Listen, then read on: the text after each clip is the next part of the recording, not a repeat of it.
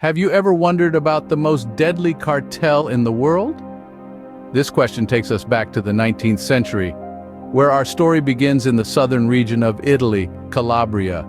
It was here that a beast was born, a beast that would grow to be one of the most powerful and feared organized crime groups in the world, the Ndrangheta. The Ndrangheta, a name that echoes with mystery and terror, is not your typical mafia. Its power lies in its unique structure.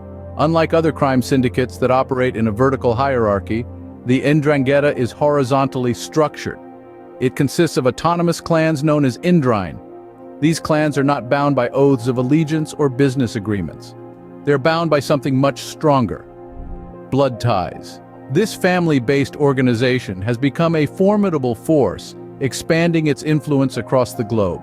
Its activities range from drug and arms trafficking to extortion, racketeering, and loan sharking. The Ndrangheta has also shown a remarkable ability to infiltrate legal economies and influence political landscapes. In the year 2013, it was reported that the Ndrangheta made a staggering 53 billion euros. This is not just a criminal organization, it's a multinational empire of illicit trade and influence. Membership in the Ndrangheta is often a birthright. Marriages are strategically arranged to expand membership, cement alliances, and maintain the power within the family. This intricate web of familial connections makes the Ndrangheta a hard beast to tame. It was only in 2010 that the Ndrangheta was officially recognized as a mafia-type association, but by then, it had grown into a global phenomenon with an estimated 10,000 members worldwide. Its stronghold remains in San Luca, a small town in Calabria, where it all began. And so, in the heart of the 19th century, the beast was born. But how did this beast rise to such formidable power? Well, the Ndrangheta, this notorious Italian mafia, didn't just emerge out of thin air. It expanded its tendrils across the globe, infiltrating various sectors and establishing a stronghold in the underbelly of society. The Ndrangheta's rise to power was primarily fueled by its involvement in numerous illicit activities. These range from drug trafficking, where they controlled the supply and distribution of narcotics, to arms trafficking, where they dealt in the illegal trade of firearms. The Ndrangheta's operations also extended to money laundering, where they concealed the origins of their ill-gotten wealth, and racketeering, where they created a profitable business out of resolving issues that they themselves had often orchestrated.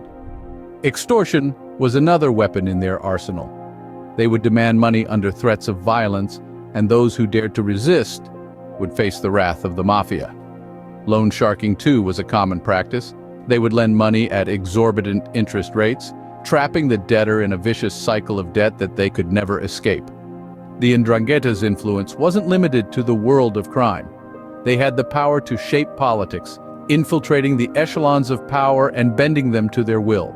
They even penetrated legal economies, subtly manipulating them from behind the scenes. The financial prowess of the Ndrangheta was truly staggering. To give you a sense of their economic clout, in the year 2013 alone, they reportedly raked in a whopping 53 billion euros. That's a sum that many legitimate corporations could only dream of. The Ndrangheta's rise to power was not just about expanding their criminal operations or amassing wealth. It was also about establishing a pervasive and enduring presence, a shadowy empire that would persist through the ages. In the world of organized crime, the Ndrangheta had become a force to be reckoned with. The beast had risen, and it cast a long, dark shadow over the world. But what lies beneath the surface of this shadowy organization? The Ndrangheta, like many other organized crime syndicates, operates on a hierarchical structure, a ladder of power and responsibility. At the base of this structure, we find the soldiers. These individuals are the hands and feet of the Ndrangheta, carrying out the grunt work on behalf of the organization. Climbing the ladder, we encounter the Santistas. These members have a larger role and more responsibility than the soldiers, often overseeing operations and making sure things run smoothly. They're the gears that keep the machinery of the Ndrangheta in motion. Further up, we find Evangelistas. These are trusted members who have shown loyalty and have been rewarded with a higher standing within the organization. They are the ones who often make the big decisions, the strategists and planners, the ones who see the bigger picture. At the pinnacle of the Ndrangheta's power structure stands the Quintino or Padrino, the boss of bosses. This is the head of the snake, the one who holds the reins and guides the entire organization. But unlike many crime syndicates where power is consolidated in the hands of a few, the Ndrangheta is unique. Power is controlled by family-based clans, each with its own boss. This creates a web of power and influence that spans the globe, making it difficult for law enforcement to dismantle. Membership in the Ndrangheta is often a family affair. Blood ties are the foundation of loyalty and trust within the organization. Marriages are used strategically to expand membership, creating alliances and strengthening bonds between different clans. In a sense, the Ndrangheta is a dark reflection of the family values and close-knit communities that are a cornerstone of Italian culture. In the shadows, a complex structure of power and loyalty has been woven. The Ndrangheta's structure is as intricate as it is ruthless, a testament to the organization's resilience and deadly efficiency.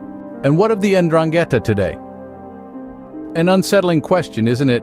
This beast, born in the 19th century, continues to pose an ongoing threat, unfettered by the passing of time. With an estimated 10,000 members scattered across the globe, the Ndrangheta's reach is far and wide. The stronghold of the Ndrangheta, San Luca, remains a hub of their operations even today. It is here that their basic organizational unit, the locale, takes shape. A locale is more than just a group of associates. It is a tightly knit family, bound by blood ties and unyielding loyalty. Each locale has its own boss, its own hierarchy, its own rules. This is the Ndrangheta of today, an organization that has managed to infiltrate politics and legal economies. An organization that continues to deal in drug trafficking, arms trafficking, money laundering, and more. Their influence is pervasive, their power formidable. So the next time you think of the world's deadliest cartels, remember the Ndrangheta, a beast born in the 19th century, still prowling in the shadows of the 21st.